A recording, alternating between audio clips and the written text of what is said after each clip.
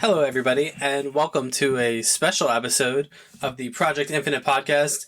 It's only special because it's super late, and I'm super tired. I'm ready to go. Well, we are your one-stop shop for the entire multiverse of fandom. I almost botched the intro because I changed things up, but movies, comics, TV shows, video games, we got you covered, top to bottom, head to toe, left to right, every direction you can imagine.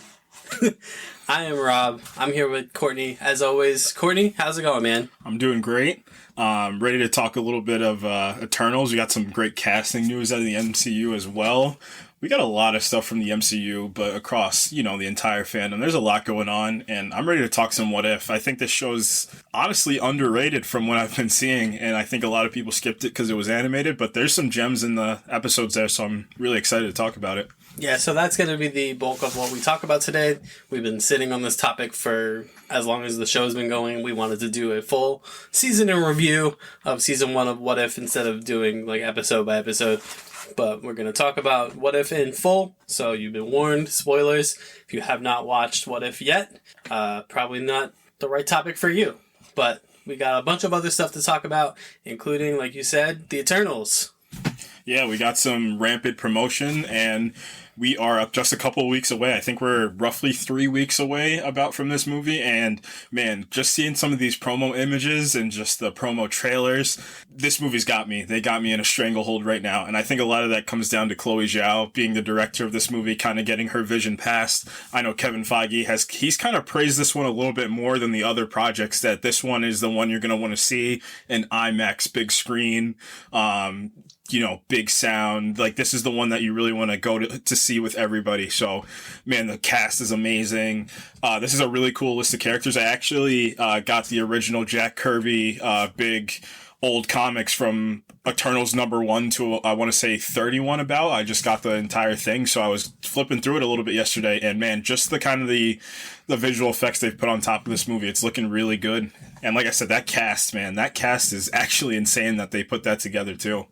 Angelina Jolie is in the MCU now? Yeah, she is. Sporting the British accent again. Yeah, that's as far as gets go, there's really no bigger than that. Right. It's one of those things, like, when you started this way back in 2008, you'd be like, oh, Dave would never be able to get someone like Angelina Jolie in one of these movies, and now here she is in the forefront of this new entry into the MCU. Right, and it's like a two-sided coin, too. It's that they wouldn't be able to get these actors, but also it's who knew they were going to be able to get to the Eternals of all the characters. Oh, my God, yeah. They got to the Eternals, they got to Shang-Chi, they're getting to She-Hulk, they're getting to Moon Knight even. Like, all these characters that are either recent or kind of B or C-list characters, they're really kind of propelling, and it's just exciting because it just brings you so much diversity, and just it expands the universe just infinitely. It's amazing to see, trying to come to live action as well. Yeah, it's nuts that we're at this point. Yeah. Like, we had times where it was hard getting, like, Spider-Man movies off the ground. Oh my gosh, and now we're doing the Eternals. This feels like it almost feels like when Guardians of the Galaxy was first coming out, and everyone was like, what is this? Who are these people? Like, this movie's going to be awful. Like, nobody's going to care. And then the movie came out, and I think I just kind of publicly proclaimed on Facebook that Guardians is my favorite movie, and I always teeter between that and Captain America the Winter Soldier. And I think I like Captain America 2 because of the practicality and kind of the real physicality of it. But then there's just this stylistic nature about Guardians that it's just irreplaceable. And I kind of feel that sticking out in Eternals. So I can't praise this enough. I haven't seen the movie yet because nobody wants to give us early access yet. Guys, blow this channel up to the end of the day so we get to see these movies early so we can give you guys early reviews. That's the goal. Yeah, that'd be great. Also money. Yeah, also money, because Rob is a money-hungry tyrant, and I can't help it. But we got some Superman news. Yeah, we do. Go ahead, Rob. Oh, so Superman, son, Jonathan Kent. Yeah, just for context, he recently just became the main universe Superman for DC Comics. Yeah, and DC has written it into this Superman story that John Kent is bisexual. Cool. Thanks. Perfect. Yeah. That's fine. For everybody that's mad about that, I think there's other things to get mad about in the world, and you guys picked the wrong thing, personally. Yeah, the only thing I'm mad about this is that he fell in love with a reporter. He did fall in love with a reporter. You said that's just lazy writing, like you said. Yeah. That's just lazy. Yeah, that's the part that bothers me the most. Yeah, he can't fall in love with like a contractor or like an accountant. It had to be a reporter. TikTok person, video maker. That's fine. That's fine. It's just like he saw his dad, and his dad's like, "This is what you need to do." I'm not caught up on the Superman comics. I don't know if he's dead. I don't know what's going on, but I imagine that he probably told himself, "I need to be the best version of Superman I can. So let me do exactly what my dad did." And he's just like, "Okay, let me just fall in love with a reporter too." I said, "You know what? I just don't think that's gonna help." No, but more representation is good for everybody. Yeah, it's fine. I don't understand. Everybody, it's fine. It's gonna be okay. Yeah, everything's fine. And Jonathan Kent's a really cool character. He is kind of interesting, especially, where I kind of found myself really liking Jonathan Kent? It was in the Deceased story that we briefly talked about. It's cool because he kind of got anointed and like practiced into being Superman, not on his own accord. His father, like the unkillable man, was killed, and he kind of had to turn into not only just Superman for his family, like his father is gone, so his mother's mourning, but it's also for the entire world, if not the universe, that just was upended on a universal scale. He had to turn into like the beacon of hope. That S on the chest means hope, so to do that for the whole universe, he's a really interesting character because he's a kid. At the end of the day, he's a kid that really has to do all these things. So also making his way through the mainstream, and Superman and Lois also that we talked about in this show. Right. Jonathan Kent in that show, a little bit of a different take on the character, right. But he's still there. Mm-hmm. So yeah, cool. I mean, that's all I can say about it. Like, it's cool that we get to this point where this type of stuff is being introduced because it was never happening. No, it wasn't. 50, 60 years ago. Right. When people talk about this and they say, well, why do they need to do this? Because, like you said, it wasn't here 40, 50, even 20, 30 years ago. It was radical to do something like this. Yeah. So, and not only that, it's just, for me, I grew up seeing a bunch of superheroes that looked like me, acted like me, lived the same type of life as me. So I was always represented in superhero movies, in any media, really. Honestly, when you look at main characters, protagonists, they always are people like me, So then it's cool to get these other characters out there. Right. We saw this with Black Panther a few years ago. Yeah. Where not just to the adults in the room, but kids looking up at the screen and seeing people that looked like them, that emulated them, that came from their culture, right, and their backstories and their personal lives now. Right. And you're seeing all that, and what's wrong with bringing more people under the umbrella? And give Stan Lee, Jack Kirby, and somebody that always gets lost in translation in that is Chris Claremont, who wrote the giant-sized X-Men or Wolverine Storm. That whole team, the whole purpose of that team was you had somebody from Africa, somebody from Ireland, somebody from Canada, somebody from it was a global team of all these people that looked different, yet a Native American hero. So it was really great that Chris Claremont did that. But I mean, just the idea of the X-Men. I mean, the best thing that Stan Lee did was the origin of Black Panther in the Fantastic Four comics was he brought them to Wakanda. He beat the collective crap out of all of them and said, I just wanted to test you guys. It wasn't a Luke Cage type of origin or a John Stewart type of origin where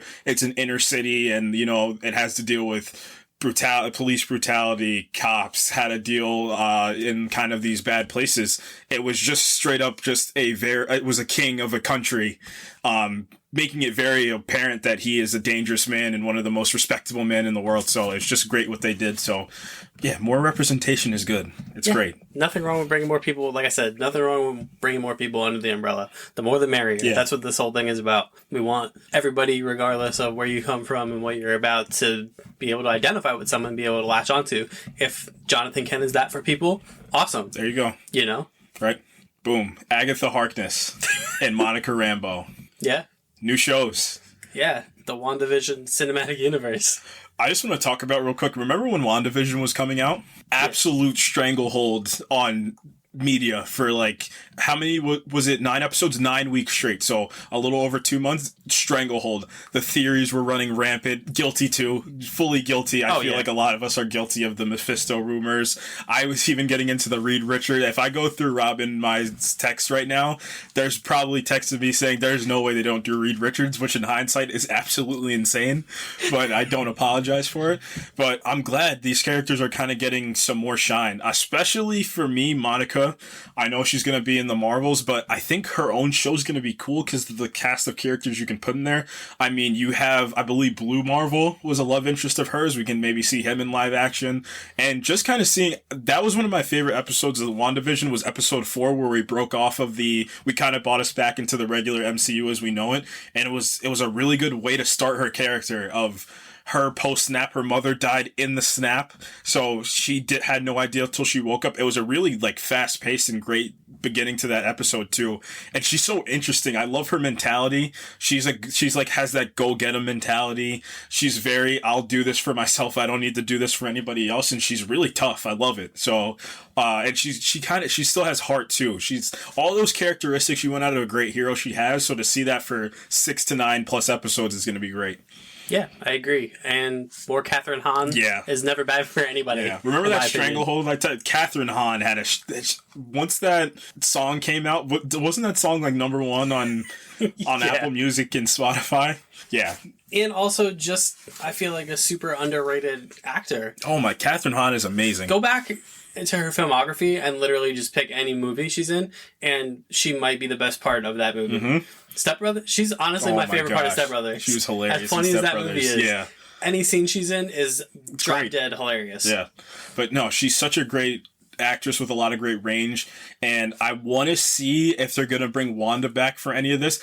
But if we're talking Multiverse of Madness and some of the rumors, I know this is like the 3rd week in a row we've talked about the rumors, which we won't say because we don't want to spoil anything if they are true, but I don't think Wanda is going to show up in these.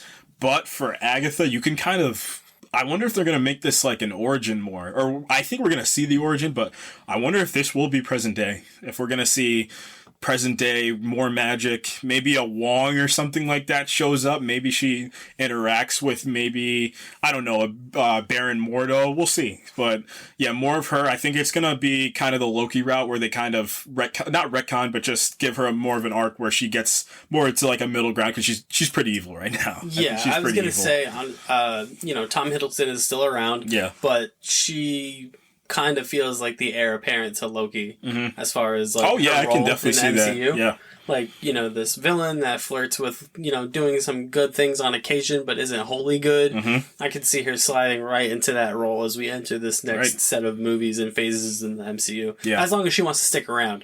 Yeah, I mean, if you talk about, I believe the James Robinson run of Scarlet Witch, and then the Visions, the comic book by Tom King, Agatha was in both of those, but the whole thing is she's like a mentor to Wanda. So, and I think they set that up very well at the end of WandaVision, where she told him, if I need you, I know where to find you, and I think there's a reason for that. So I also do think she's going to show up in Multiverse of Madness as well, just maybe in the beginning, to maybe even warn Doctor Strange, hey, she's getting a little too powerful for anybody's own good, so you need to do something about it.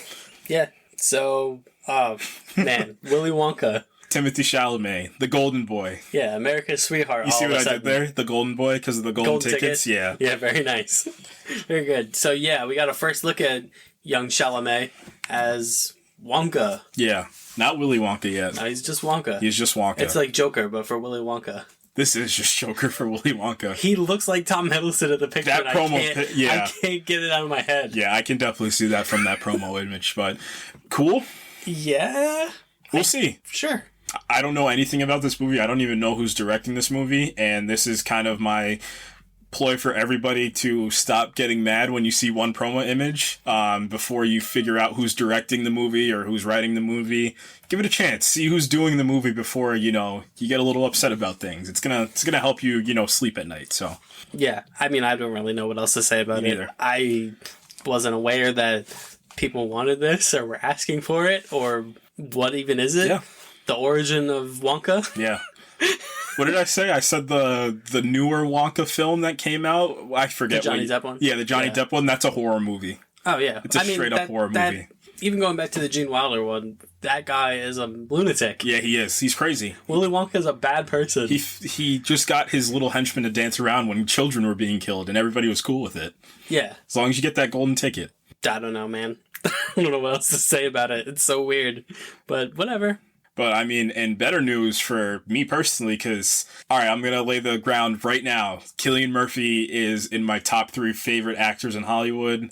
I want to say, I mean, I can't not put Denzel on that list, but I think it's too easy. So Joaquin Phoenix is in there and Cillian Murphy's in there. I think I'm going to put Jonathan Majors in there too. Oh, yeah. Okay. You ever see Last Black Man in San Francisco? No. It's on Amazon Prime. Great watch.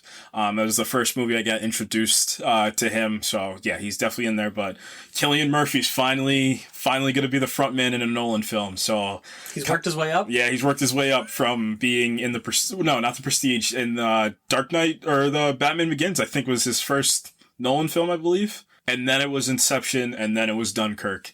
And now we are back to the 1940s with Oppenheimer. So I think you said that, will Christopher Nolan purchase a nuke for this movie? We'll see. Don't know much about this film. All we know is Cillian Murphy is going to be the front man. I think Ludwig Göransson's coming back to score the film. And do yourselves a favor. If you guys got a little downtime, you guys are reading, writing, and you guys like a little music in the background, throw on the Tenet score. It's amazing. Ludwig Göransson, I mean, Black Panther, Mandalorian, Tenet, he's an absolute all-star. He's getting into that Hans Zimmer range, so I can't wait for this one. I mean, any Nolan project that's my bread, and that's a lot of people's bread and butter, so. And his first film with Universal. Oh, yeah, right, after the breakup with Warner Brothers, yeah. Yeah, and he's doing another historical set piece. Yeah. So, cool. Dunkirk was good. Yeah. I expect this to be good. What's your favorite Christopher Nolan movie? And then I'm going to ask you what the best Christopher Nolan movie you think is. I honestly don't think my favorite is The Dark Knight. It's really good, obviously, but it's Insomnia, isn't it? No, it might be Inception. Okay, that's definitely fair. I had thought to myself, I hadn't watched Inception since I was a kid, and then I recently watched it, I want to say within the last year, definitely over the pandemic, and just mind-blowing for the first time, so that was a great watch. My favorite Christopher Nolan movie by far is I don't even want to say by far, but it's Interstellar, and it's kind of has a gap in between it. I think it's the best practical look, along with Ad Astra. I don't know if you've seen that with Brad Pitt, as interstellar travel done practically and, on a ground level, which kind of, levels it with human emotion. That's the most important thing. I always have this theory for sci-fi, and I can kind of get that sense from Dune coming up too, that the most important thing about sci-fi films is the human emotion. That's the single most, it's this nuance that needs to be there, because we have these big sets, these big worlds, but who's living in these? It's people. And if these people don't interact with each other on an emotional level, it's not going to work. I think that's what a movie like Valerian, off the top of my head, didn't work for. And that's also what a movie like The Fifth Element worked. So I could definitely see that from Dune, and yeah, Interstellar. If you guys haven't seen it yet, you're probably living under a rock. But if you haven't seen it for whatever extenuating circumstance, do yourself a favor. Go in a dark room, put it on, and just open your mind. Good pitch. Good pitch for Interstellar. Hire me, Universal. you know where to find us. But there was a Comic-Con. There was recently, and we didn't go. Yeah, that's probably my fault. I mean, it's everyone's fault. Yeah, pandemic, work, everyday life. But there were a few things, not anything game-changing. No. I feel like, honestly, the art of the reveal of any Comic-Con really is kind of... It's more in the line of... I think about it like E3. Like, E3 is kind of not dying, but it's not like where the big reveals happen anymore. You know what it's getting replaced by? Your D23s and your DC fandoms. Your DC fandoms. That's their proud. Even on the gaming side, like Microsoft always has their own presentation. PlayStation always has their own presentation. They just had theirs where they blew our minds with that Wolverine trailer. Yeah, so they, these companies are moving away from, because they don't need to be in one place, all in one place anymore. No, and that form is antiquated right, at this and point. It helps with timing. Like, you work on your own schedule. I don't need to work off a con schedule. And one thing that I actually will say is a positive note on that, it kind of gives comic creators and artists a little bit more time to shine, and writers, because now the con's like it used to be. It used to just be writers, artists, illustrators, like all these people would go there, and that would be the main focus, whether it be manga or actual comics or books. That's where the focus was, so it's kind of cool. So those purists can really go in there, have a good time, do some cosplay, or just hang out with friends and maybe even YouTube creators, podcasters, doesn't matter. So I kind of like that was the focus of this one, and man, maybe more of that. Maybe that's what we need to get kind of comics a little bit more popular, and books, and yeah, and it does it gets rid of the Marvels, the DCs, everything. So it gives way to these kind of lesser known properties to kind of take the forefront. I mean, the biggest thing that came out of this New York Comic Con was that Dragon Ball Super got a new trailer. Right. That would never be headline news in a normal Comic Con. If it was 2 years ago or 3 years ago, I mean, what was the last big con moment? I think the last major con moment I remember was Mahershala Ali being announced as Blade and the place lost it. That was the last big one. And now you're going down to Dragon Ball Super getting a new Like, that's two completely different sides of the spectrum. So I think it's cool that, all these kind of lesser known things, and like you said, the comics and the artistry is getting more of a push at these cons, and let Disney do their thing, let Marvel do their thing, let DC do their thing. And, it's good for those companies too, because they're not competing with anybody. No. Like DC can put on this 24-hour freaking fandom. I'm excited for this fandom. Yeah, the last one was good. It was awesome. Because it was just like, hey, here's what we're doing forever. Yeah, and it was awesome because I remember vividly I was off that day. I plugged in my laptop and I just let it run, and I would just look back every few minutes. I would go get some food, play a little game, watch a little TV, and I would look back. Cool, Black Adam teaser. I would look back. Cool, Batman trailer, Flash trailer. Like, it just, all these things were popping up, and it was an all day affair. But it also, because it was 24 hours, also focused on comics, so you can let them do their thing and then have the cons for like more celebration of the fandom. So before we get into What If, there was one other piece of news that we kind of wanted to save the end because we're going to expand upon it. Adam Warlock is coming to the MCU. Yes. You guys are playing Adam Warlock? Oh, man. Yeah. We are the Millers. We are the Guardians. Will Poulter. Yeah. Will Poulter will be our Adam Warlock, which was teased at the end of Guardians of the Galaxy 2, and there's 75 post-credit scenes that they got in that movie. And everyone kept speculating on when he was going to show up. A lot of people had him pegged for showing up either, back then it was Infinity War Part 1, Infinity War Part 2. Right. A lot of people had him pegged for that because, there's a lot of Adam Warlock in the comics that has to do with the Infinity Gauntlet and kind of being like the supervisor of the Infinity Stones. Yep. But no, they held him off until post-Infinity Saga to Guardians 3, which I think is probably where he belongs, is in the Guardians franchise. Yeah, and it would have been a little bit too convoluted, in my opinion, if you were to throw him in Infinity War. I mean, as a fan, cool.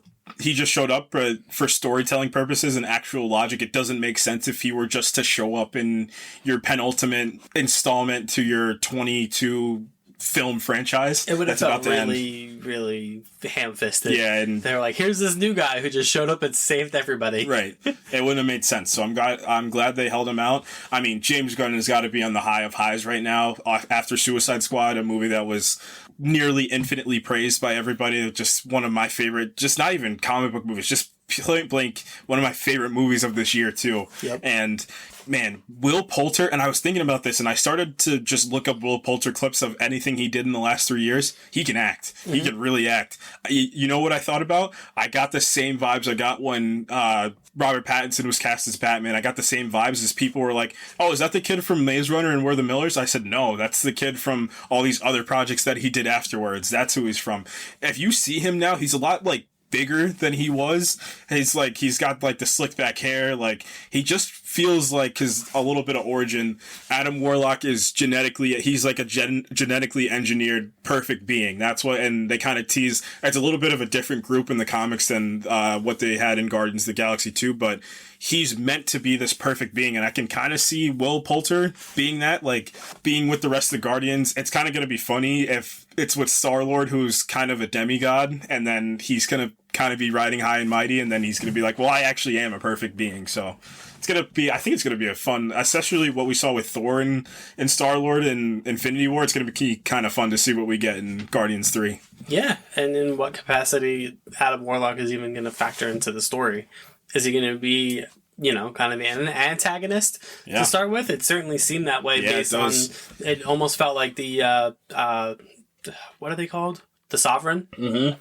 It almost felt like they were using him as a weapon to get back at the Guardians. Yeah. So I could see him easily. I feel like it's because that movie came out so long ago. Yeah. That people, and then they showed up in Infinity War and in Endgame, and I feel like a lot of people kind of forget what the Guardians were doing before Infinity War. They were guarding, right in the name, they were guarding, they were just straight up doing missions to make sure the galaxy was safe. And I liked how James Gunn played that movie also. Like, the Sovereign were kind of just in the beginning of the movie, and they were kind of like these kind of Team Rocket-esque group of characters that kept coming back throughout Guardians 2. Yeah. But then he made sure to include them in the post-credit scene to kind of tell us Guardians 3, like, they're coming for revenge. Right. And to get the Guardians back, because they are this kind of race of perfect people, and they were slighted in the most hilarious and embarrassing of ways. It was. And they're not going to go down lightly. Right.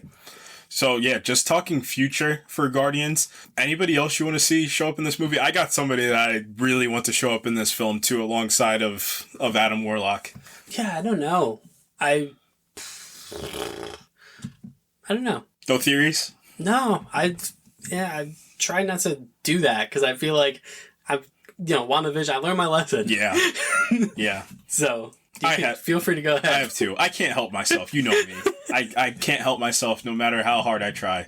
The safe bet, I don't even think it's a safe bet, but more what I think is more probable would be Nova. I think this might be a really good chance to introduce Nova. I mean, you had the entire Nova Corps, and they were on Nova Prime for the entire, Xandar? They were on Xandar for a good part of the first movie. I mean, the third act took place on Xandar, so I can definitely see Nova popping up, especially after we see what happened. Xandar's destroyed after the events of Infinity War. It's gone, so I can definitely see a being from that planet, getting powers from whatever reason, and then be on almost a revenge path. But if Thanos is dead, then maybe he even goes after somebody like Thor that did it, to say, you took away what I valued the most. Like, you're the one that took away the person that I needed to kill for this.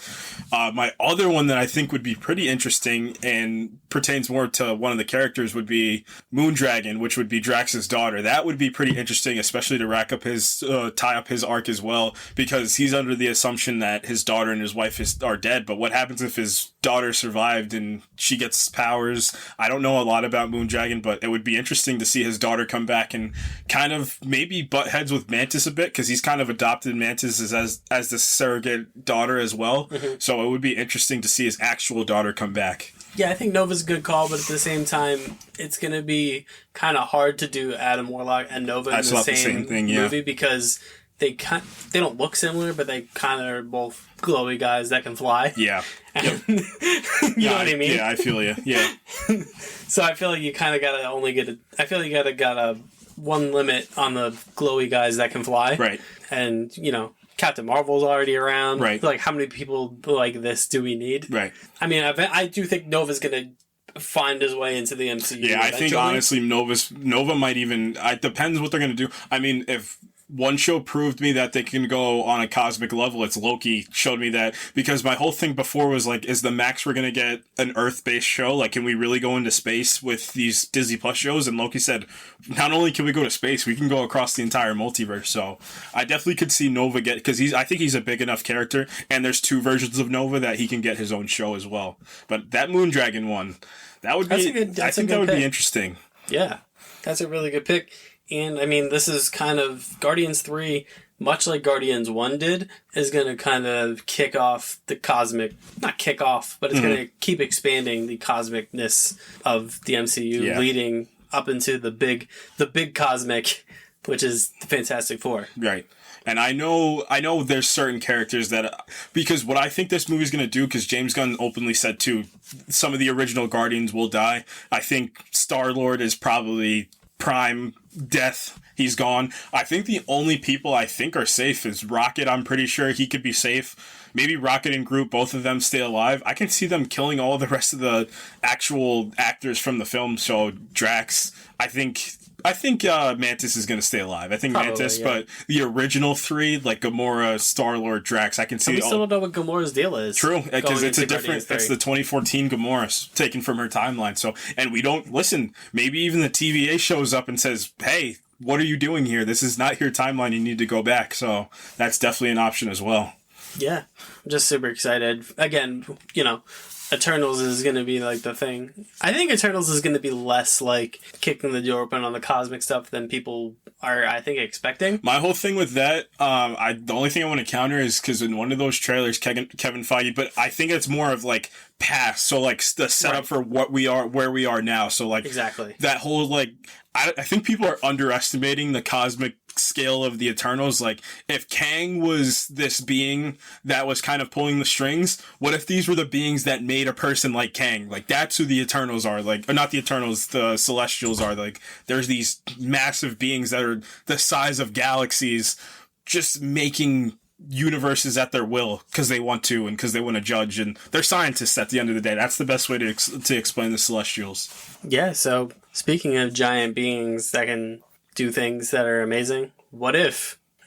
Let's do it. Yeah, so this Marvel's first foray, the MCU's first foray into animation, and it comes in the form of this anthology series, more or less, What If?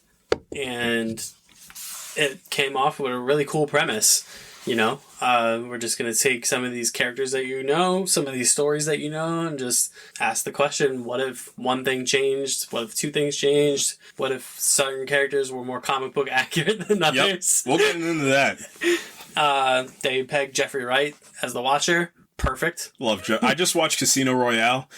He's in Casino Royale and Quantum of Solace. Man, Jeffrey Wright's the man. His Jim Gordon, can't wait. Oh, it's going to be... Can't wait. Yeah, but he just had the right voice for it, the right demeanor for it, really came across as this being that just knows all, sees all, observes all. But doesn't do anything. But doesn't do anything. Until. Yeah. Until. ... But no, yeah, so this show, how do you want to go about this? You want to just kind of go episode by episode? Yeah, maybe we start with some characters first. Sure.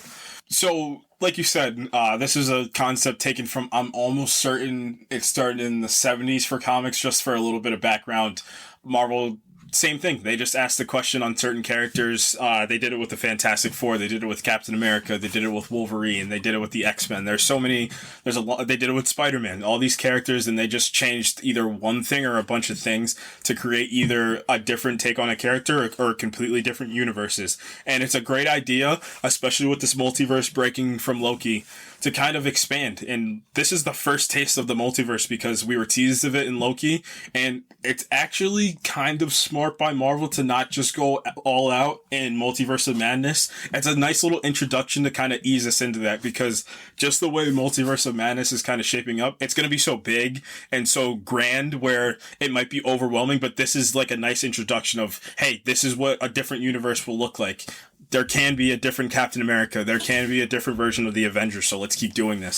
So we are introduced in the first episode to our first change, and it's Captain Carter. Instead of Steve getting the super soldier serum, Peggy gets the super soldier serum. And what it does a good job at, it tells you exactly what the show is going to be. It's not overly complicated. It's not overly convoluted. It's simple. It's Peggy gets in the seat. She gets injected with the serum, and they basically switch lives, and she's Captain Carter. They switch lives, but also it shows you that the super soldier serum does exactly what Erskine said it does. Yep. It amplifies your traits. So Steve Rogers is this clean-cut, by the book kind of leader kind of guy, and he exhibits that when he becomes Captain America.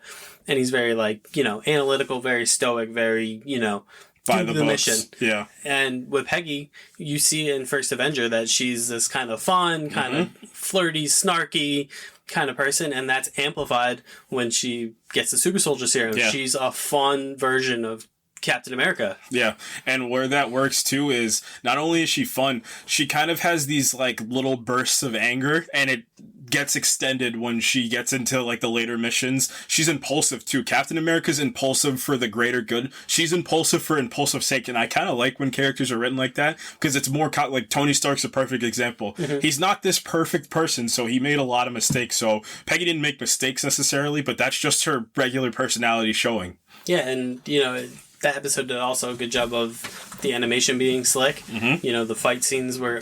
This is a theme across the whole show. The fighting is very good. Yeah. Because with the animation, you get to do this amazing kind of comic booky stuff you can't do in live action. So, unless you're Denis Villeneuve.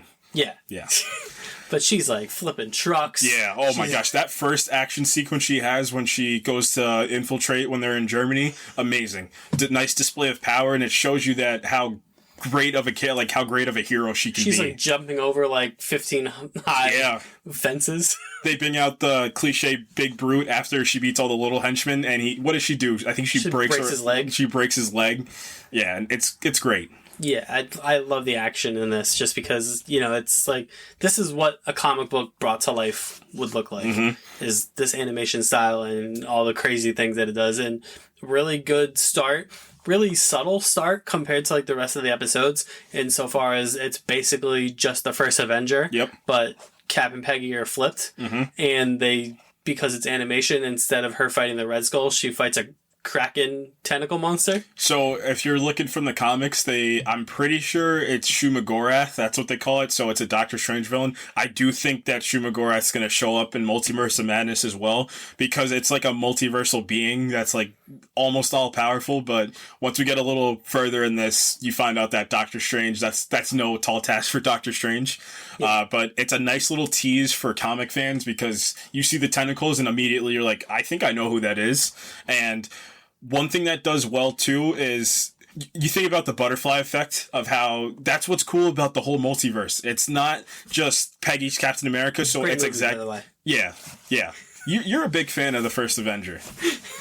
But it's not just as simple as Peggy's Captain America now, that's it. It's little things like Bucky doesn't die. That's a big thing that this episode does. Bucky doesn't fall off the cliff. He nearly does, but she catches him. And then I think he makes the joke, you nearly ripped my arm off. After, we get it. But then the whole ending, it's not him fighting the Red Skull. A portal does open like it did in the first Avenger, but you see this big interdimensional being cross through instead of the Red Skull opening a portal to the other side of the universe. So yeah, and then again, the butterfly effect, she, instead of crashing on plane into the ice and being frozen, she just teleports right to, I assume, 2012. I think she gets caught in the fighting that monster, whatever planet of existence that creature's in, and then once 2012, they do the same thing from the Avengers movie where they go to open the portal, and it's a door to the other side of the universe. So, and still, yeah, episode 1. Pretty good. Pretty it's solid. Start. It's probably in like the bottom 3, but it's not.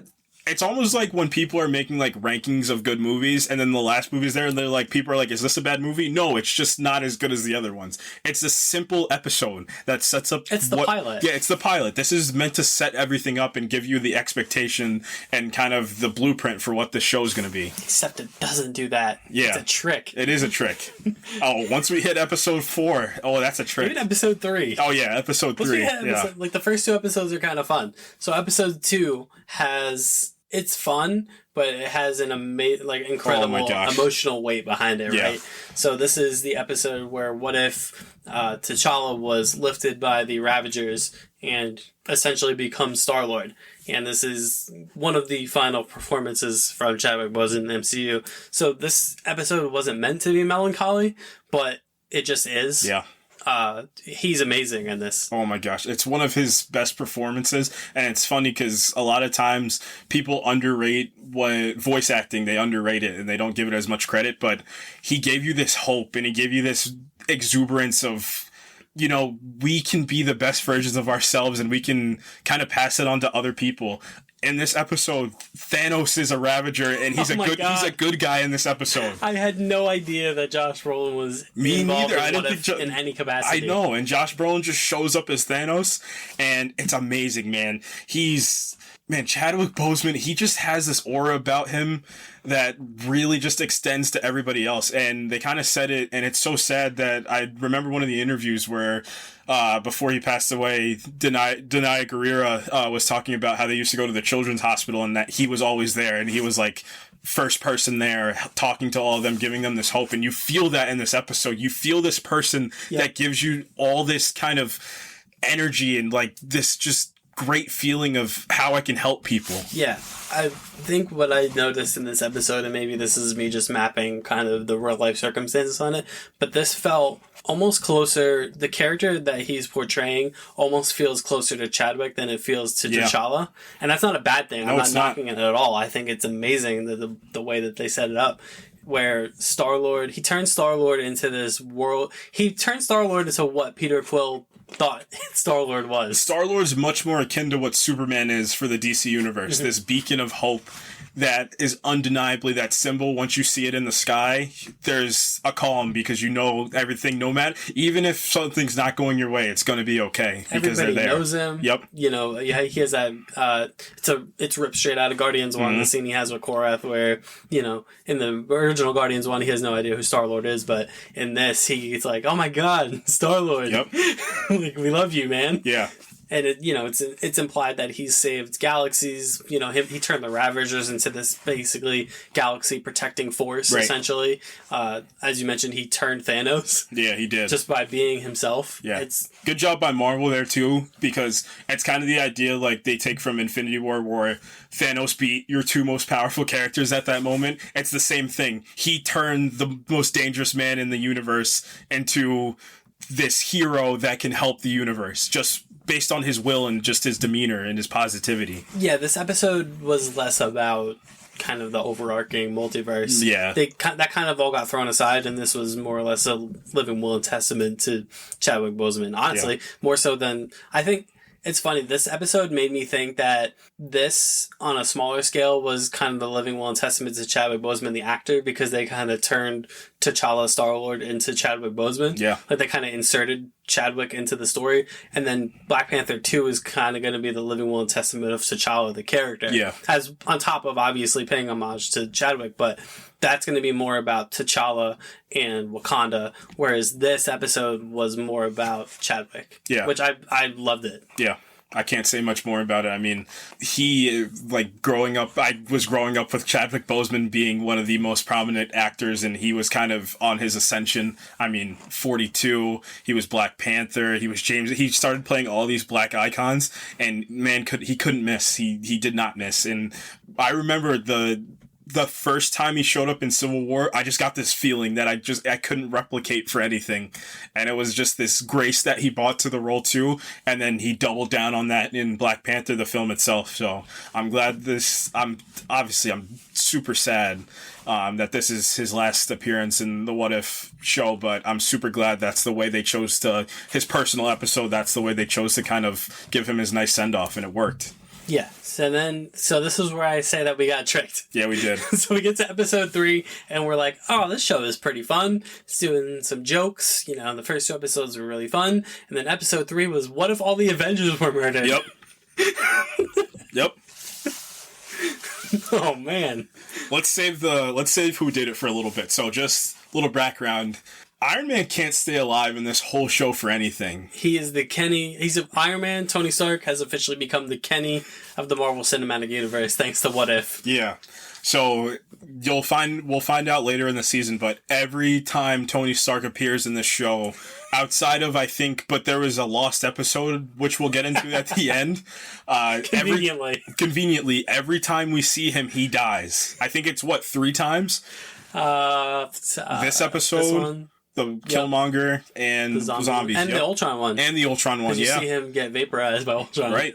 Yeah, so he can't stay alive. So it starts out with the same way that Iron Man 2, where they're at the donut shop, Nick Fury and Natasha walk in, and it's cool. They're just chilling. Nick Fury's like, I got this super secret boy band that I want to put together if you're down. And then Tony's like, cool. And then he just falls right on the ground and he dies. And I'm like... Well, they give him the thing to treat his sickness. Right. And then he drops dead. Yeah, he drops dead. And Natasha obviously goes on the run because she's the one that injected him with it. And she's out. She thinks she might have killed him, but at the same time, she's like, you just handed me to this, and I didn't do this. And then who's next? Is that Thor? I believe Thor, yeah. So we're basically... So the kind of the way the phase 1 of the MCU went, that whole Iron Man 2, Thor, Incredible Hulk...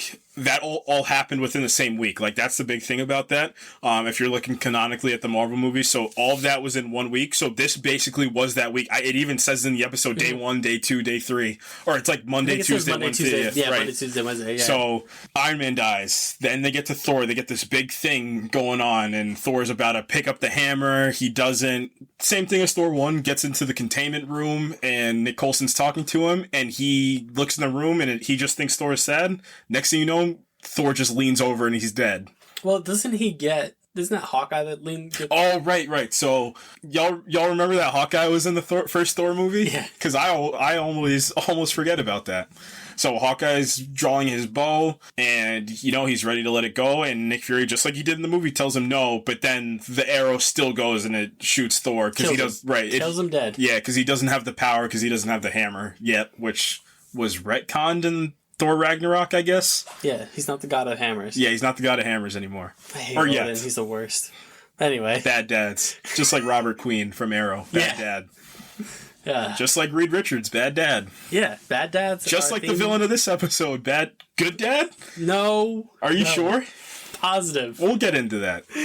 But then we get to the Incredible Hulk, and this is what I want to talk about, because this is kind of cool. This is the first time we actually see Mark Ruffalo playing out the same events as the Incredible Hulk movie. Yeah.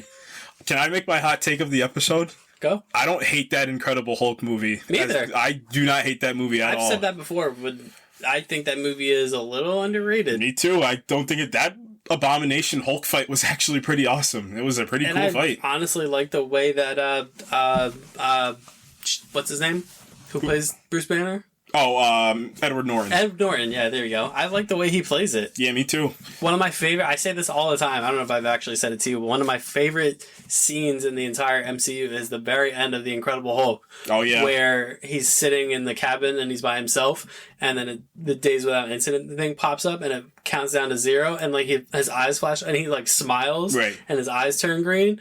This is one of my favorite shots in the entire MCU, because it's like, oh, Bruce Banner is like kind of in control of the Hulk now, which was cool. And I like the way Ed Norton played it, but unfortunately, he's a real prick to work with, and allegedly they moved on. Yeah. So yeah, we replay those events of the first Incredible Hulk movie, but it's Mark Ruffalo in there now as Bruce Banner, so it's a little bit more canonical with the rest of the MCU events. And this was the single most gruesome death amongst this entire show. And there were some brutal deaths in this show, especially in the zombies episode. There were some brutal deaths, but this one was probably number one. The Hulk explodes. Yeah, the Hulk literally blows up, and it was wild. Yeah. Oh my goodness gracious. Yeah, so what is it? They shoot him with the darts, right? Mm-hmm. And he just gets bigger, and they think, oh no, it's just him getting more angry, and then he keeps getting bigger, and then he starts ballooning, and then it's just green sludge all over the place. Oh, yeah, it's so gruesome.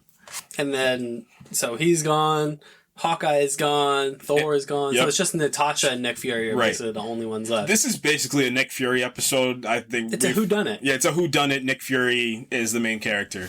So Nick Fury he's talking to Natasha, and he says, go find out who did this, because I know you didn't do it. I can't say that I know you didn't do it, but I know you didn't do it. And Natasha's figures it out, and then you see a figure pop out of nowhere, and it almost kind of implies that she's fighting a ghost, because she's punching air and she's getting hit, but you don't see anybody. But you know who it is. Yeah, but by that time, just based on the Marvel Cinematic Universe, you kind of get an idea of who goes, I think it's a really like kind of ham-handed line where she's like, you'd either have to be invisible, or she like pauses and she's like, really, really small.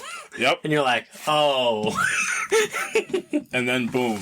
And then I think they say the line about hope, and then that's where it kind of clicks for everybody that this is, spoiler alert, it's Hank Pym. Hank Pym is going around killing all of the Avengers.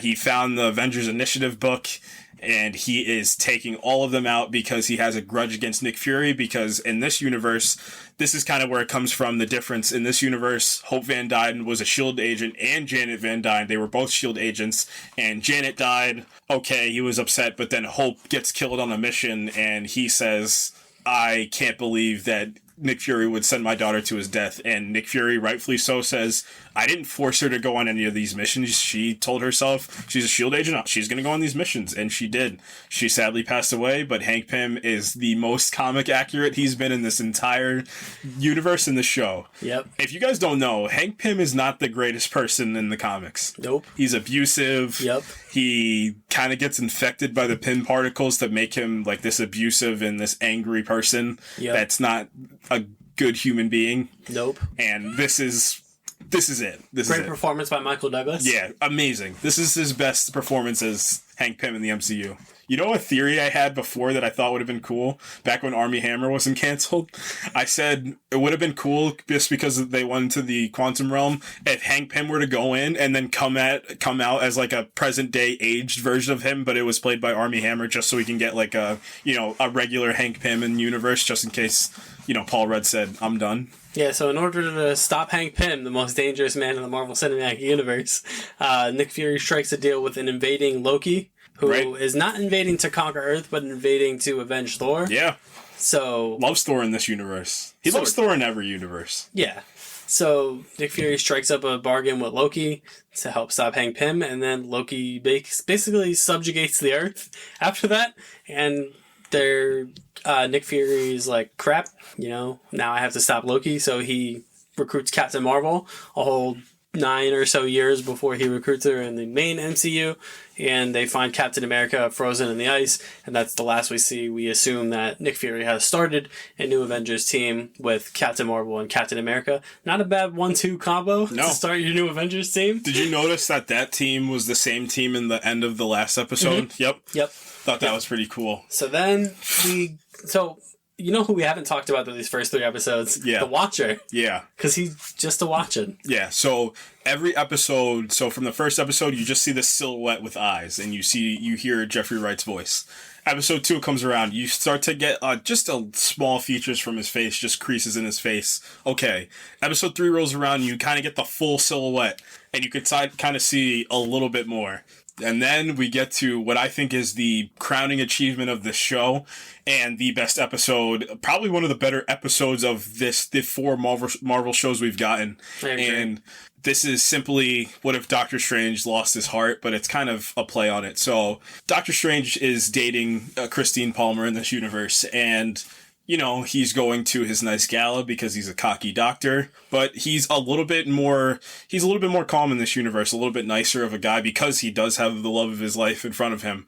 And they're going to the gala and they get in the car accident and Christine dies this time. So this is what drives him to go to... Christine's with him. Yeah, Christine's with him. First of all, yeah. Yeah.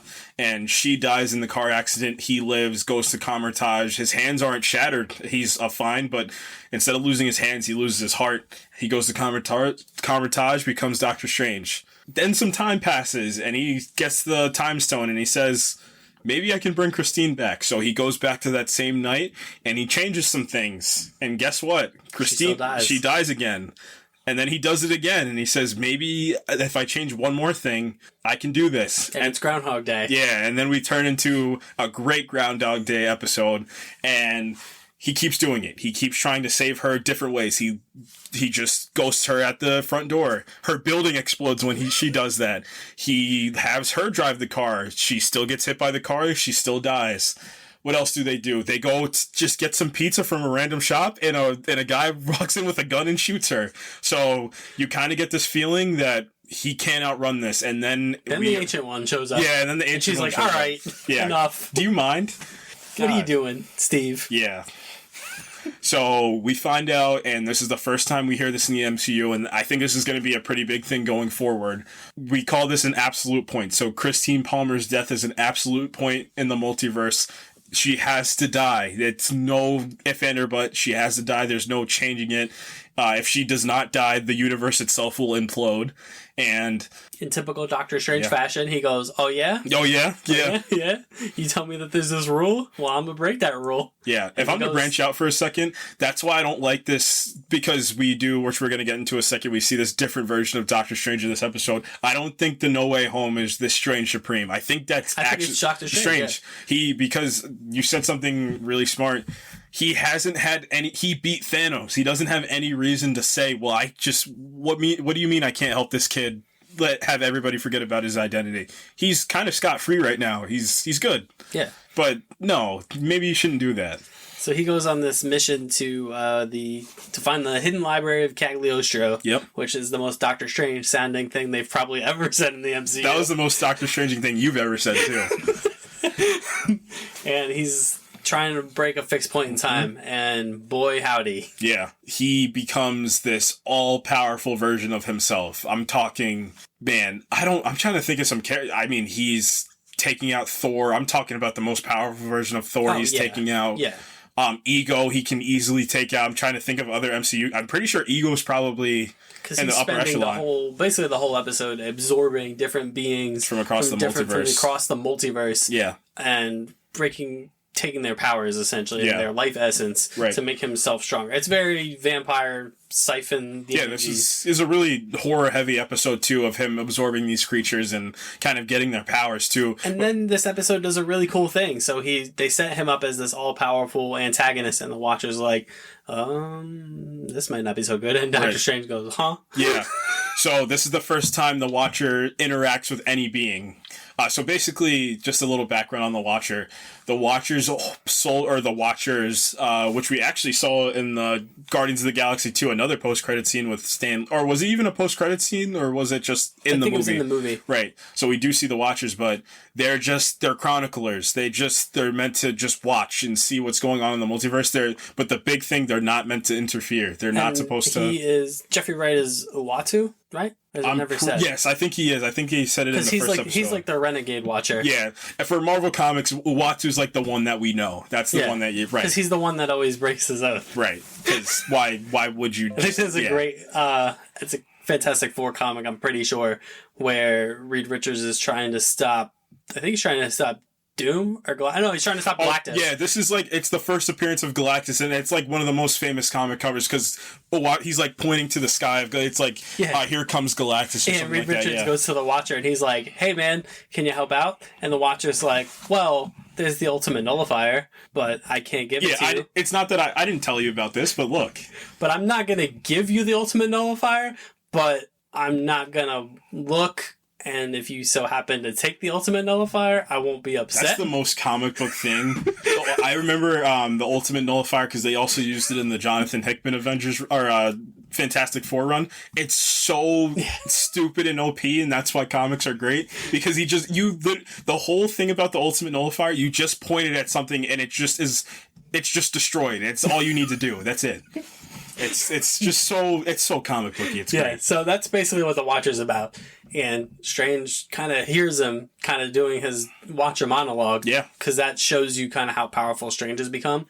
And then, so, boom. He's going to save Christine, damn it. Mm-hmm. And then the Ancient One's like, this guy, he's the worst. So she gets the good guy, Doctor Strange.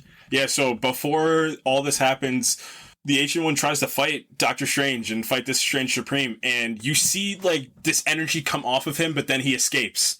And before that energy bounces off of him, we go back forward in the episode and she explains to us that she split the two Doctor Stranges. So she got to the point right before he went on the dark path and she got both Doctor Stranges and she split them into two because him trying to undo this absolute point is literally breaking the fabric of the universe and having it collapse upon itself. So everything's kind of getting sucked up into the sky and just dissipating into nothingness. Then mirror match. Yeah. Doctor Strange v. Doctor Strange, and it's really cool because you think that the good guy Doctor Strange is going to win. Yeah, he's going to rally himself and, Yeah. Not the case. Nope. He just gets... This is the more realistic version of that comic trope. He just gets absorbed. Yeah, he does. And he's dead. Yeah. And evil Doctor Strange says, cool, I beat him, and then he gets to Christine, and Christine can't survive because this is a fixed point, and the Ancient One tried to tell him and he didn't want to listen. And when you get all this power, man, you probably are in your mind say, nothing can stop me, I'm all powerful now,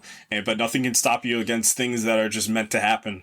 And it's not those physical things you can beat, it's those emotional things you can't fix. So that's what this episode, that's why it's the best episode. It's the emotional weight this episode brings on losing loved ones and not being able to bring them back. It's something that's very real in this kind of surreal universe. Yeah. And they really ground it in that way. But the best part of this episode is Doctor Strange is pleading and he can't do anything about it. Christine's getting, sucked up into the sky, and he sees the Watcher, and then he says, I need you to help me, and the Watcher goes, you helped Christine? I was like, you didn't have to roast him like that. That's messed up. He's losing the love of his life right now. Even if I wanted to help you, I wouldn't, because you are destroying this universe. Yep. And you reap what you sow. Yep. Steve. Yep. Yeah. And so now I'm sticking in this bubble. Yeah. And then it just ends on the most somber of notes. It's just a great musical score of just sadness. And he's just sitting, head in his hands. And the episode ends, and I was like, wow, I did not expect to be so emotionally invested in an animated What If show, but here we are. Yeah. And then, what if zombies? Yeah, what if zombies zombied? Yeah, and this is exactly what it says. It's a play on the Marvel Zombies comic run. It crossed with like every zombie survival TV show / movie you've ever seen. What's your favorite zombie movie?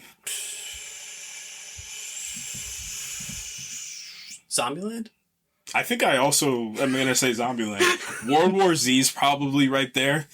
Really practical. I mean, there's only so practical you can get with zombies, but I think Brad Pitt gives an amazing performance in there. But I think Zombieland, it's so stylish. Yeah. It's so great, fast-paced. So that's basically what this episode is. Again, Iron Man bites it. Mm-hmm. So we're up to 2 on the Tony Stark death count. Yeah. Really cool opening to the episode, too. Nice opening. It's Infinity War. It's the backdrop to this, where Hulk is sent back to Earth. Thanos is coming, and then he's like, oh, great, Iron Man's here. Hello, Iron Man. And then Iron Man kills Ebony Maw.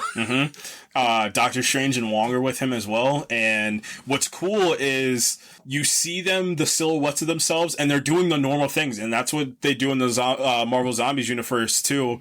In the comics, is they're still kind of conscious, but they're just infected by this virus. It's not like their consciousness goes away like the normal zombie trope. Like, they still are cognizant. It's just they can't help the hunger now. So that's what they call it, is the hunger. So our point of view character for this episode is Bruce Banner mixed with Peter Parker. Are kind of the 2 points of view character. Great Peter Parker representation too. Amazing. In this episode. Really good. First mention of Uncle Ben in this episode. Really good, underrated Peter Parker iteration in this episode of What If. So you get, it's basically, like I said, typical zombie thing. They're on a mission to get to this kind of safe haven, yada, yada, yada. Because the MacGuffin is essentially, they meet up with Okoye, and played by Walking Dead alum, Danae Guerrero. Yeah, she said, if you guys are going to do zombies, you know who to call. Yeah, so they're on this mission to find T'Challa because there was a beacon let out from him, and they end up with finding the Vision. And again, typical zombie trope, the good guy that seems to be doing the right things is, surprise, he's a cannibal, kind of. Yeah, I love how the most apparent thing in the entire MCU is that Vision and Scarlet Witch will stop at nothing to make sure the other one is, like, alive and well. Even if it means ruining the universe. Yeah, even if it means making a bubble and having people, be robbed of their entire lives. So, I mean, that episode is more or less self-contained. Just, it kind of goes back to, like, the first 3 episodes where the Watcher's like, ah, man, shame about those zombies. But hey. Yeah, what are you going to do? What are you going to do, eh? They should have gave the Watcher, like, a New York accent. Should have been, like, a Jets fan. It would have been funnier. Zombie Thanos at the end, though. Oh, my God, what a great tease. You think everything's saved? So, who is it? It's T'Challa, but it's just a piece of him, because also, cool callback to the comics, because what they do in the comics is is it Janet or Hope? I think it's Hope. She's zombified, but we don't know it yet. So when we go, we see Janet cut up, like she's biting pieces of T'Challa just to keep her hunger while she kind of helps to work on the cure. And they do the same thing. Vision's feeding pieces of himself to Scarlet Witch, which is a big part of the episode, because the big thing is they need to get away from her because she still has her powers on top of being a zombie. So she doesn't have like the mental capacity to say, hey, these are my friends. She's like, I just need to kill these people. So it helps a lot. But yeah, so it's left with, I think it's just Peter, T'Challa. And the funniest version of Paul Rudd that we've gotten. The Futurama Paul Rudd? Yeah, the Futurama Paul Rudd. So Paul Rudd's head's just trapped in a glass case, and he gets the cloak of levitation.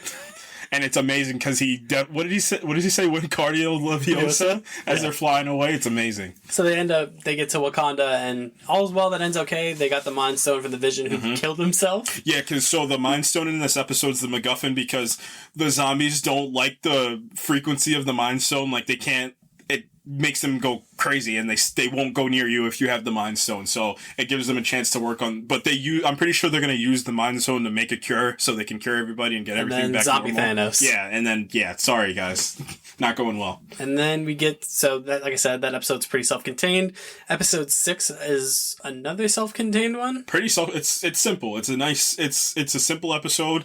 Killmonger saves Tony, so he's on that mission. But what it's simple. This was also surprisingly, I didn't love this episode as much as I thought it would too. It was still good, but I didn't love it too much.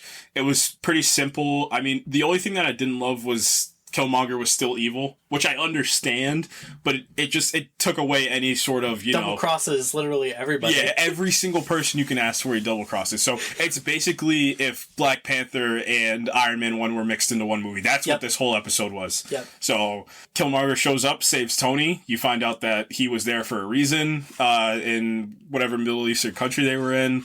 He becomes Tony's protege because he is a genius too. He's also one of the smartest men. But I will say he gives one of the best lines in this entire show because Tony tells him, "Why are you doing this? Like, there's no difference between me and you." And then Killmonger says, "The difference between me and you is that you don't know that there's a difference between me and you." I was like, just spitting bars, man. That was amazing. It harkens back to like his mission kind of in Black Panther 1, right? Which I really liked. Yeah. So. Cool. Pretty simple episode. He's a double-crossing guy, but at the end of the episode, the important part is that the Wakandans trust him. So Black Panther's father, T'Chaka, he trusts him. But T'Chaka's still alive. Yeah, T'Challa is killed. Yeah, he kills T'Challa in this episode. Killmonger. Yeah, and he also kills Tony because Tony can't stay alive for anything. Yeah, that's three for Tony. So Tony's dead. Portrays his mentor. Because Tony never becomes Iron Man. Yeah, Tony doesn't become Iron Man, but they use the drones that from Iron Man 2. That's how they kind of keep the Iron Legion almost alive. And he gets to the end of the episode, and he gets the Golden Jaguar suit. I'll call it. So he's technically Black Panther now. So yeah, he's the protector of Wakanda. Right. And T'Chaka is still the king. Right, but Shuri figures it out. And basically. She teams up with Pepper. Yep. And that's kind of where we leave the episode. Right. Is Pepper and Shuri are plotting. I told you it's late. Yeah. But they're plotting to kind of go to Wakanda and overthrow Killmonger because they know that they figured out that he killed Tony. Yep. That he killed T'Challa, and they're going to expose him. And then we get to episode 7, and again, pretty self-contained episode. Yeah, simple episode. I found myself laughing throughout the. They needed a light-hearted. Yeah, one it was after comedy. The last that last episode was pretty dark though, because Killmonger was just betraying, and I mean he killed T'Challa in that episode. So, but yeah, party Thor.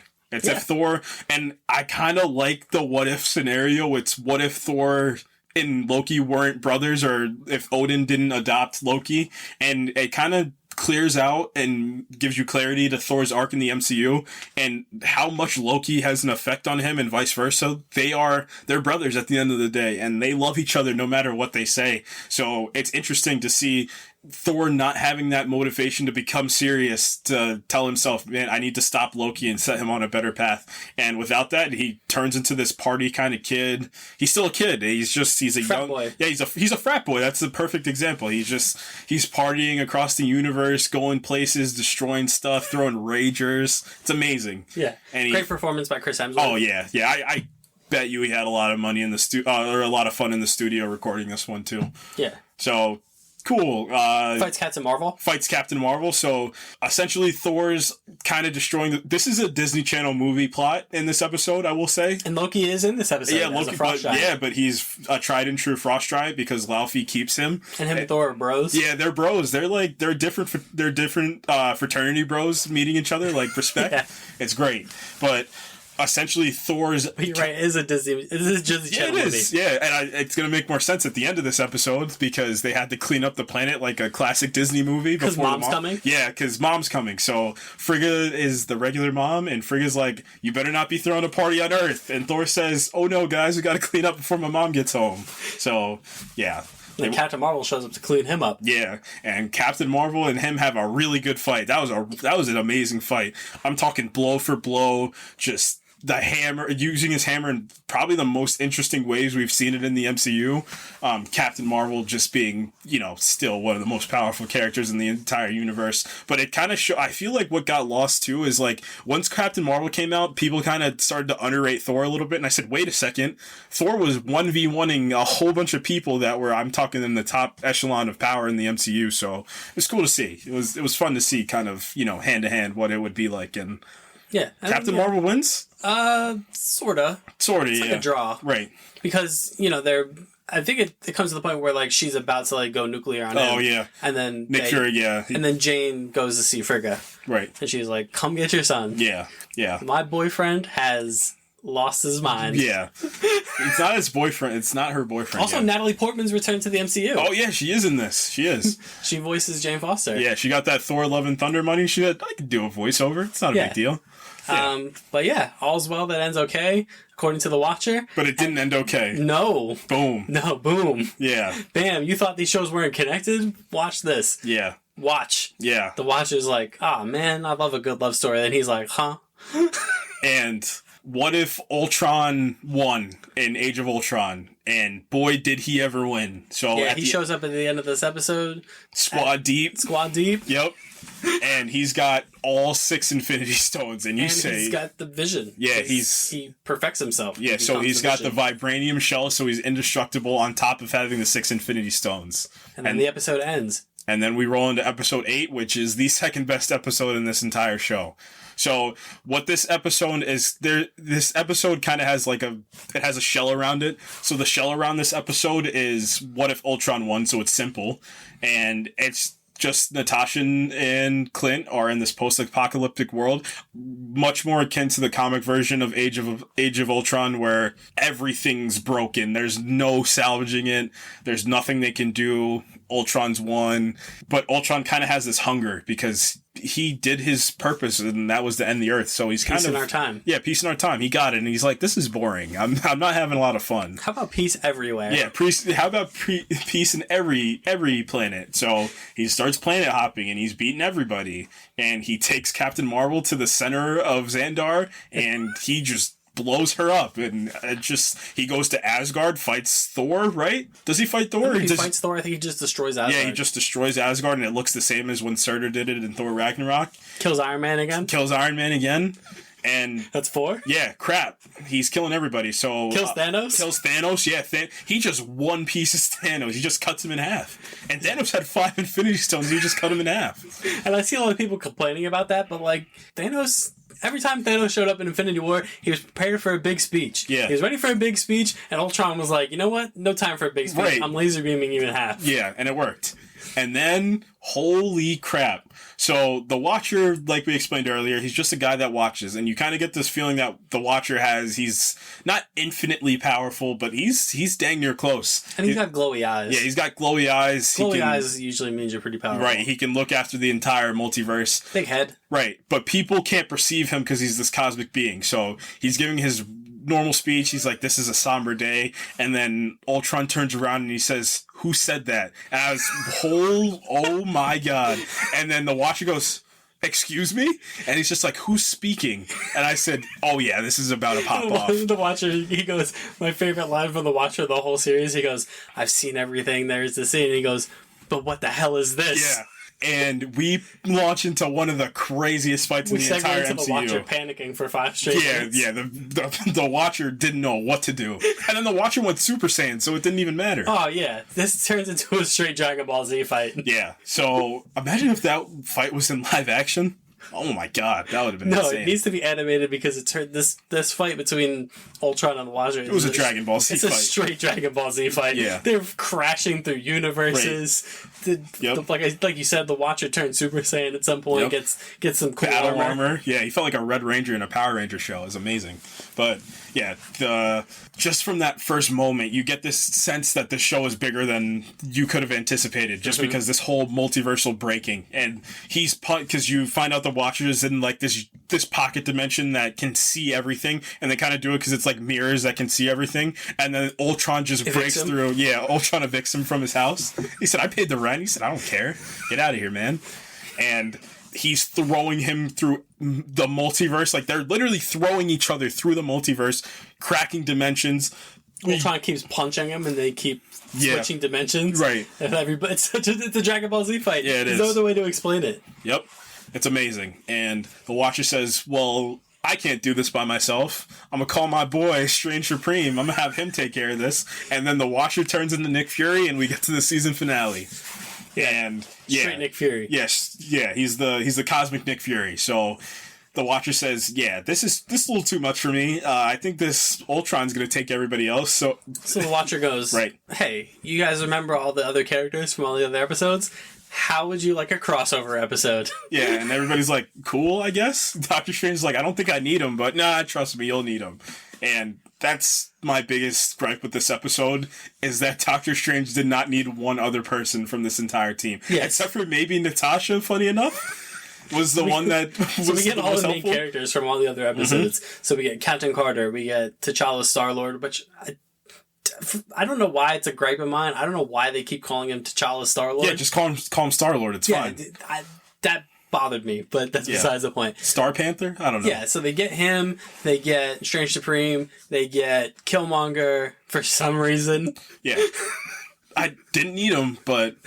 Oh, no, well, they explained it at the end, but that's also just lazy writing, maybe? It's one of the contrivances of, like, the Watcher knew everything that was going to happen before it happened, but we had to see it happen, and we left out this critical part of information so that there would be some drama. Guys, there's a lost episode. And so... Gamora shows up. Yeah, apparently there's a universe where Gamora kills Thanos. Apparently she gets trapped on Sakaar, and then from the end of Age of Ultron, where Hulk went to Sakaar and got trapped in the ship, Tony was the one that got trapped on the ship, and he went to Sakaar, so he basically takes Thor's role, or he takes Hulk's role, and I'm pretty sure it was explained that Gamora takes Thor's role in that, so they basically are cool, and then they go to Eitri to make them the Infinity Crusher that can crush Infinity Stones, so cool. Yep. So Gamora shows up, and Gamora is a part of this team. So. And then who am I missing? Party Natasha. Thor. Oh, and Thor. Yeah. Party Thor. You need a Thor on your team. Why wouldn't you have a Thor on your team? Yeah. So it's a very CW Crisis on Infinite Earths way of getting everybody together to fight Ultron. Yeah. The Watcher shows up and physically grabs them and brings them into the universe, and cool. Sure. Yeah. So they go into like this place outside of reality, where Thor tries to still open the door and he almost gets sucked into the infinite multiverse, and he closes the door. He said, I'm not going to do that again. So he gives them the big, you guys are a team that are put together for the greater good of the multiverse, and they're all like, cool. They work together way better than the original Avengers. Oh my gosh, that's why it's not as interesting. There's no like friction at all, no, other than like the occasional character side-eyeing Killmonger. And Party Thor being like, why is he here? He's just a joke. Yeah, and everyone, like, each character kind of takes a turn side-eyeing Killmonger. Like, can we trust this guy? And they're like, nah, but... I think Captain Carter's the first one, which is a very Captain America thing to do, is be like, I don't know if we can trust that guy. But we need him, I guess. I guess. So the gang fights Ultron. The Guardians of the Multiverse, that's what they're calling them. I wish they wouldn't have said that. Yeah, it's just too easy. Yeah. So beside the point, they go to what? So they're kind of running away from, because Ultron can find them. So he's just trying to, now it's to the point he's just trying to take out all life. It's just anywhere he'll go, he'll wipe every he's inkling like Thanos of in his half measures. Yeah. Not me. I see what you did there. His half measures. Yeah, I see that. I gotcha. Not me, says Ultron. Yeah. I'm taking out everybody. Yep. And he pretty much nearly damn does it, except for that pesky Doctor Strange, man. And his Guardians of the Multiverse. Man, they're like the you know who they're like? They're like the Spurs. The Spurs made the playoffs every year. Man, when I was a kid, every year they were in the playoffs. So this becomes essentially a grander version of the Thanos fight on Titan, where they're just trying to get the Soul Stone away from him. Yeah, I think the Soul Stone's the one. I think I saw it in a video. The theory was the Soul Stone's the only one that can physically carry without, being disintegrated or carried through time, or, like blowing up by the Power Stone or taken to another point in time. So yeah, so they just need to get the Soul Stone away from him, and they do, and then they Infinity Crush it. But oh no, the Infinity Crusher only works on the Infinity Stones from Gamora's universe, which is something from the comics, which I do like that they paid attention to, because I know it was definitely before, but the one that I know it from specifically is from the Jonathan Hickman Fantastic Four run. So, you ever see Rick and Morty? Mm-hmm. You know the Council of Ricks? Mm-hmm. I'm pretty sure they stole that from the Council of Reeds. So, there's Probably. So, there's Reed Richards is the smartest person in the Marvel Universe. So, there's like a council. So, he goes to like this nexus point, and there's just a whole bunch of Reed Richards. So, there's Reed Richards with Infinity Gauntlets. There's Reed Richards that are the leader of the X-Men instead of the Fantastic Four. There's versions that are Captain America. So it's a whole bunch of versions. And one version has the Infinity Gauntlet. I think, well, actually 3 of them have Infinity Gauntlets, but they try to go to a different Earth because they try to fight like a Celestial gone mad, but they can't use it because it's not their native universe. So nice attention to detail. I appreciate that. So ebbs and flows. Ultron gets the Soul Stone back, and it's curtains for everybody. Oh my gosh. But Doctor Strange said, here's some protection spells, gang. Enjoy. Here's some literal plot armor. Yeah. Oh, God. Yeah.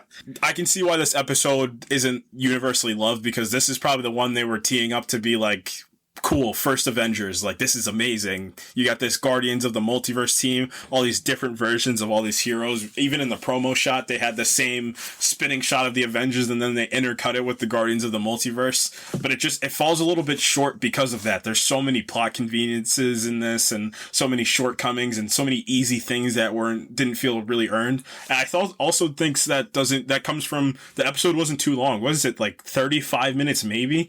This one I could make it 50 minutes. Give us a little bit more. Yeah, because they had to put the team together. They had to get the plan together. They had to execute the plan. You Leonard Snart? What was that? There's too much. There's just too much to do in a 30-minute episode, and it comes across really rushed. Yeah.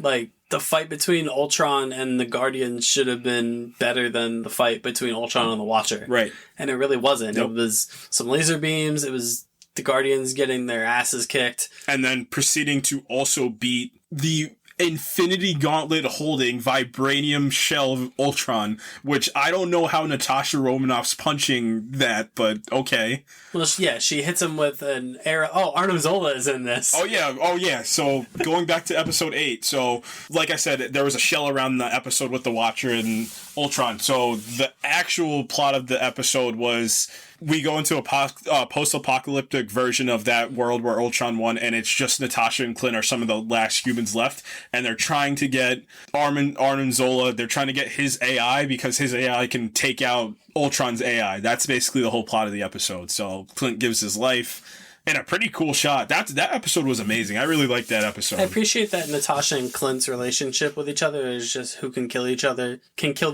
kill themselves first. Yeah. Yeah, Clint won this time. Yeah. Yeah.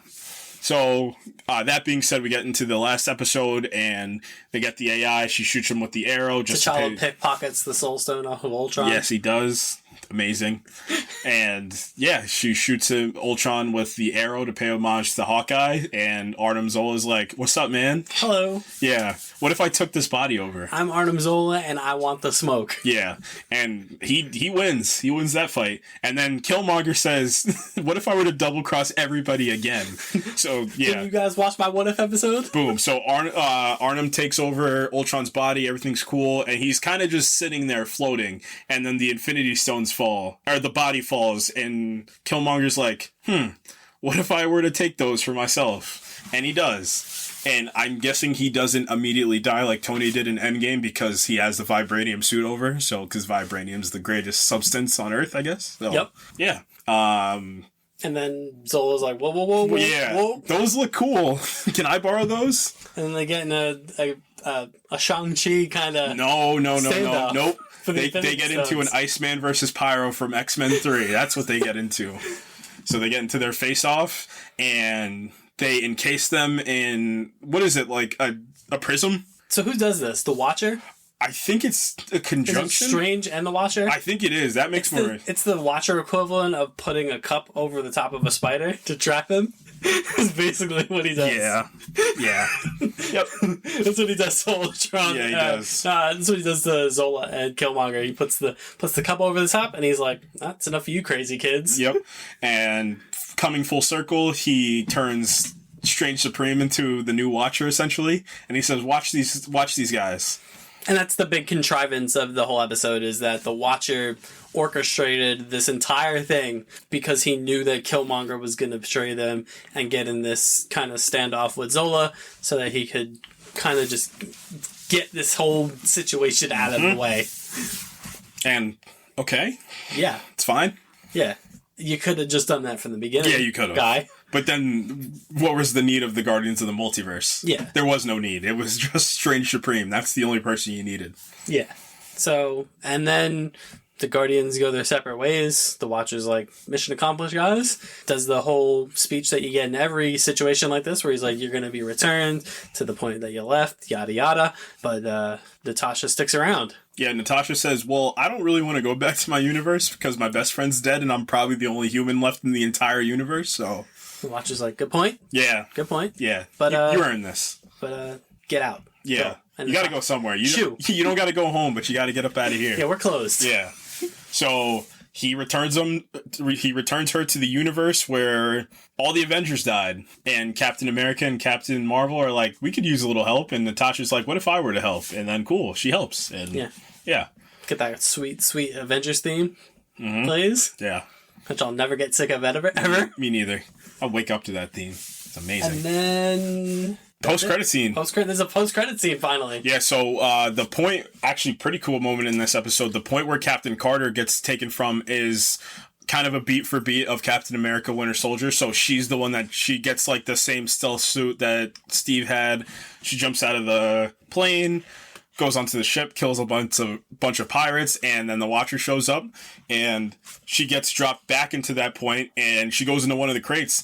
And also, what we forgot to mention in the first Captain Carter episode is that Steve actually turns into a version of Iron Man, like the very first Iron Man suit that Howard Stark was making. So they kind of collabed and made a suit where Steve can still, be out there with everybody. And still be a hero. Still be a hero, because that's who he is amongst any universe. I think he's the president in one of the universes where Ultron punches the Watcher in. But yeah, post-credit scene, Steve's still alive, and he's essentially Bucky, I guess. That's the best comparison. That's the vibe I got. Yep, and Captain Carter's hyped because her boy's back.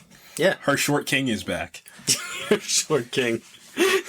But, and that's the end of What If. That was it. We know there's going to be a season 2. Yep. So I wonder if we're going to kind of get part 2s to kind of all the stories that we saw in part 1.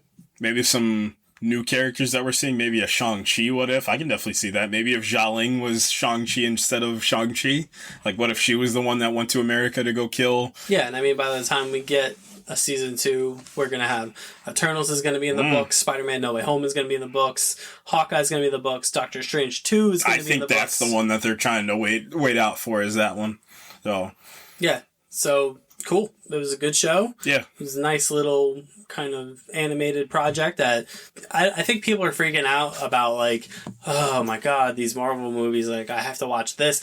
But I feel like everything that's happened in Loki, everything that's happened in WandaVision, everything that's happened in What If, everything that's happened in The Falcon and the Winter Soldier will be addressed in some form or fashion in the films, so that if you didn't watch the show, the movies will catch you up. Yeah, like Falcon and the Winter Soldier, we're making Captain America 4 with everybody from that show in. Which I hope, I was just watching Black Widow, I hope they find a way to put David Harbour as Red Guardian in there. That would be hilarious. What you might even see in that is, in the very beginning of Captain America 4, you might literally see Sam fighting the Flag Smashers and being like, hey, here's how I'm Sam Wilson. You may be wondering how I got here. Yeah.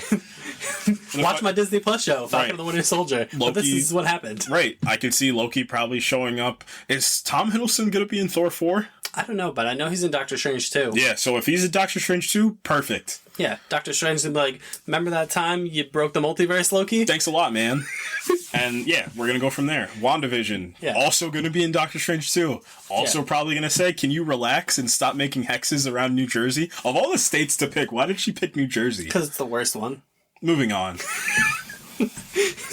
Just kidding, New Jersey. I just alienated all of our New Jersey people. Imagine everybody's from New Jersey. That would suck. Oh man, what a nightmare. But yeah, I guess that's it on What If. Yeah. I'm looking forward to seeing what else they do with it.